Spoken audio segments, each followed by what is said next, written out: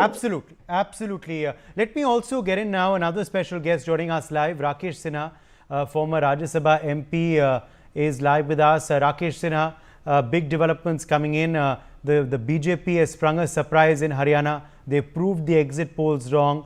In early morning today, Congress was leading. Suddenly, BJP emerged stronger and currently on 47 seats leading, looks set to form the government in the state of Haryana. How do you view this result?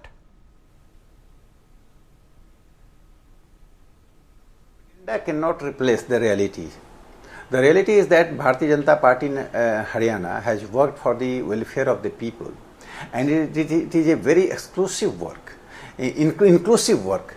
Every caste and every community has been given due chance, and the most important thing is that while Congress is doing the division among the people on the basis of caste and religion, BJP is leading a inclusive politics in which it has given due place to Dalits, those who have been completely absolutely neglected in the Haryana politics. For the first time in the history of Haryana, the Dalits are realizing that they have some democratic value in the country, and therefore the voting percentage and the party seats have increased.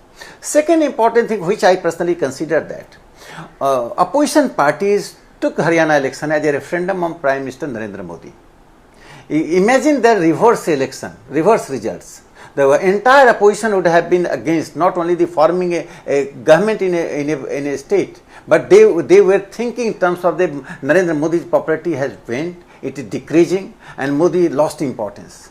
So this, for the opposition party, this is a big lesson that Narendra Modi's importance, Narendra Modi's policies and Narendra Modi's values is still increasing in the country. It has not decreased, rather it is increasing. The policy measures he has been taking, and that policy measures have been impacting the common people irrespective of caste, creed, religions. That is being endorsed by the people. So I consider Haryana election and a referendum against the opposition party's propaganda. They are not working on the ground. I can tell you, half dozen central leaders, including Sri Manohar Lal Khattar ji, Biplav Dev ji, and Suren Singh Nagar, Dharmendra Pradhan ji, Kartik Ismail, everybody who has been working in Haryana for last 5-6 months, going every nook and corner. And Congress party's politics has been being dealt from the homes, either in Delhi or in Rohtak. You cannot treat the people as they are your fiefs. And you cannot treat yourself as feudal lords. In democracy, you have to go to the people. You have to encounter the people. You have to listen to the criticism of the people. That makes the BJP a party difference. Half dozen central leaders dedicated themselves. They were not addressing sitting in Chandigarh or big cities, but they were going to homes of the common people. And the workers have been galvanized. That is one of the reasons that we could reach to the people, and our outreach has resulted in a kind of referendum for the central government. But the Congress is still, Mr. Sinha, claiming that they will win finally. Jairam Ramesh is saying that there is slow counting taking place. Bhupinder Singh Hooda has given a statement blaming the Election Commission, saying that counting is being stopped in various places. He's appealing to their counting agents to not leave the field until all results are out. What do you make of these statements coming in from the Congress party? You know, this is like Jairam Ramesh's statement. He is a mature leader. I don't expect such kind of remarks and observation on the democratic process, because the democratic process is on dynamics and it is being handled by an autonomous and independent agency, Election Commission. Bharatiya Janata Party is not handling the democratic election, and every place they have their workers. There are different reasons for the election, the movement of the election process. But what I tell that a bad workman quarrels with his tools. When they get defeated, once I spoke when I was Rajya Sabha member, I said opposition has a flexible morality.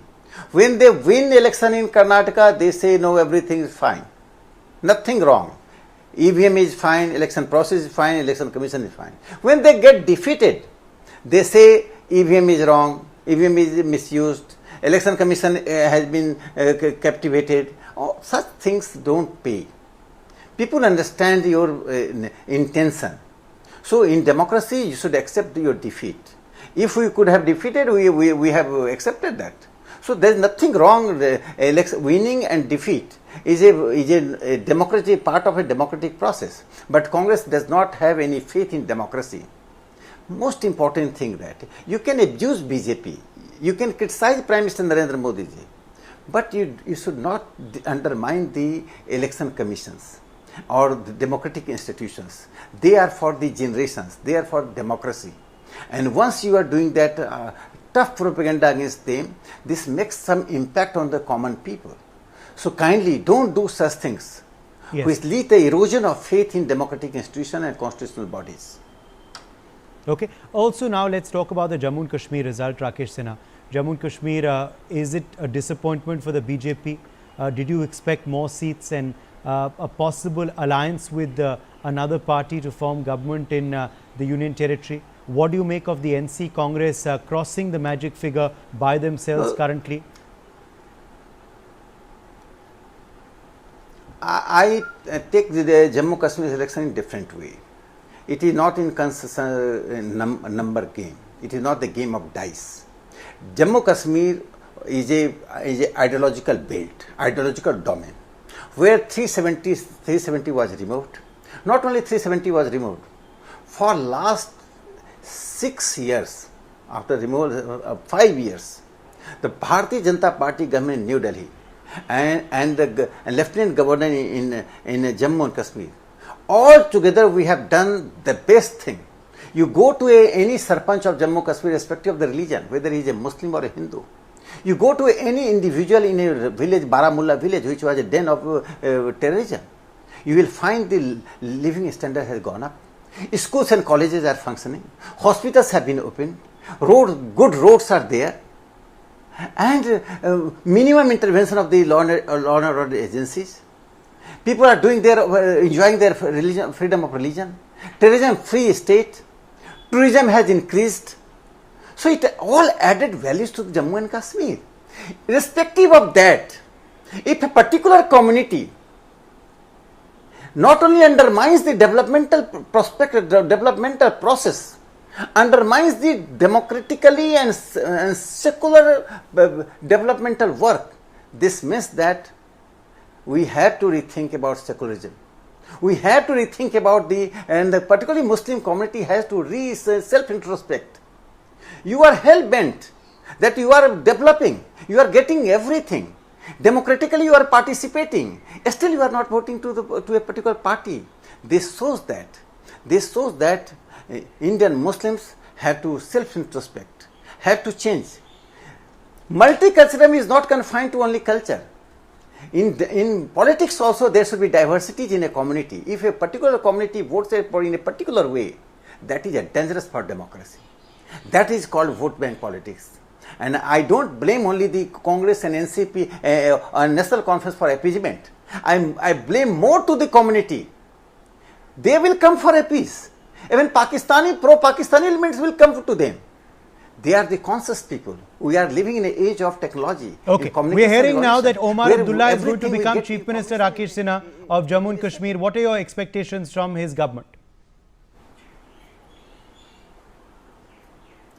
I congratulate him if he is becoming a Chief Minister, and I expect that he will work for the national unity integration, more emotional integration. The work started by Bharatiya Janata Party government will be strengthened by him, and he will do nothing which will promote the pro-Pakistani element, which will promote the terrorism, which will again sow the seeds of terrorism. That is the challenge for him. Bharatiya Janata Party is very clear. If a verdict is going to them, we congratulate.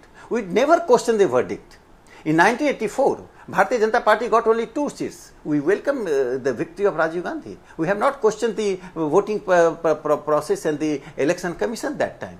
Okay. So we welcome the verdict, and I say that he will work in a way that the state will prosper, not only prosper, but more integration with the rest of the country. All right. Appreciate you joining us, Rakesh Sinha, with your perspective on the big result day in Haryana and Jammu and Kashmir. More reactions meanwhile.